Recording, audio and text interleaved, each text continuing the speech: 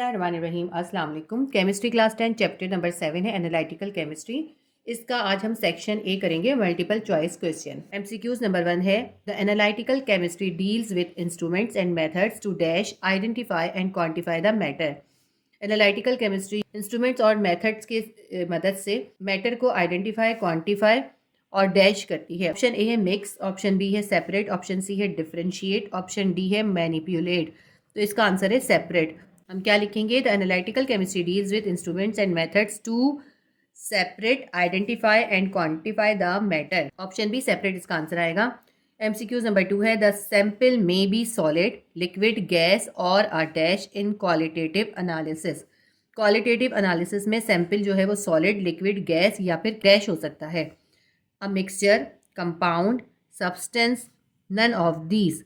तो इसमें आंसर आएगा ऑप्शन ए मिक्सचर। वो सैंपल जिसका हमें क्वालिटेटिव एनालिसिस करना है वो सॉलिड, लिक्विड, गैस या फिर कोई मिक्सचर भी हो सकता है।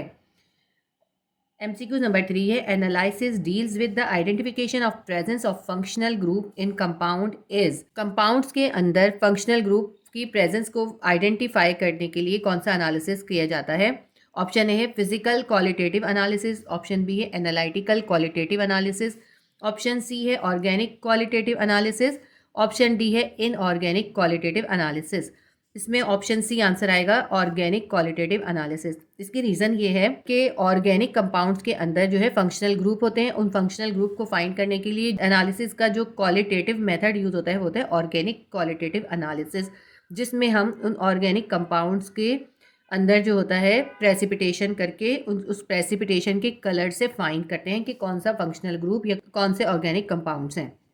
एमसीक्यूज नंबर 4 है, flame test of copper halide with bluish green colour identify the presence of.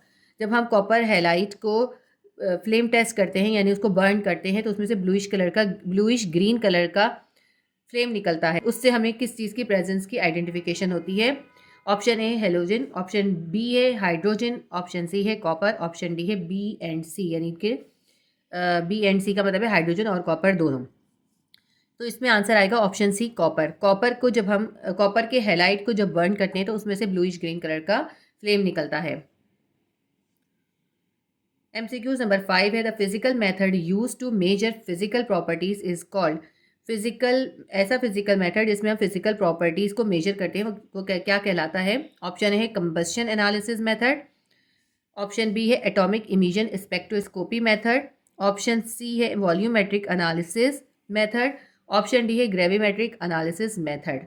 अब देखिए इसमें इन्होंने हमसे जो है ना मेथड पूछा था, फिजिकल मेथड। इसमें हमारे पास आंसर आएगा option B atomic emission spectroscopy method.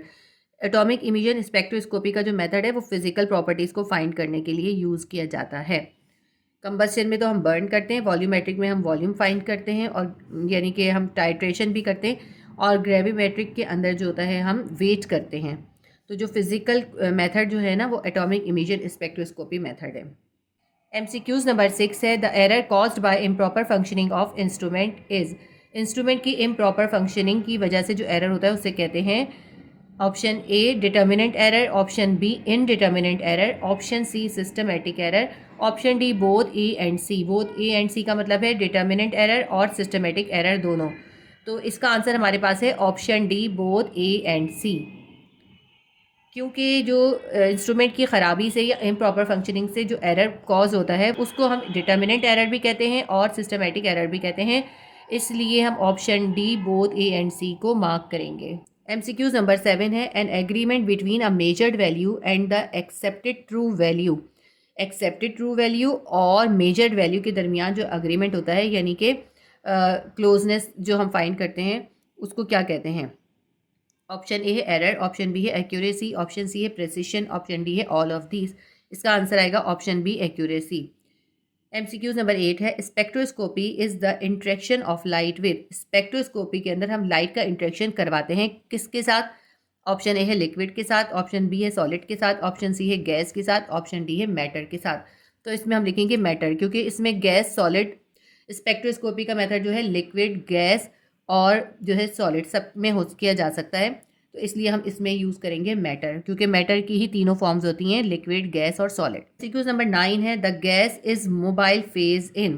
Gas mobile face में होती है कौन से प्रोसीजर में या कौन से मेथड में?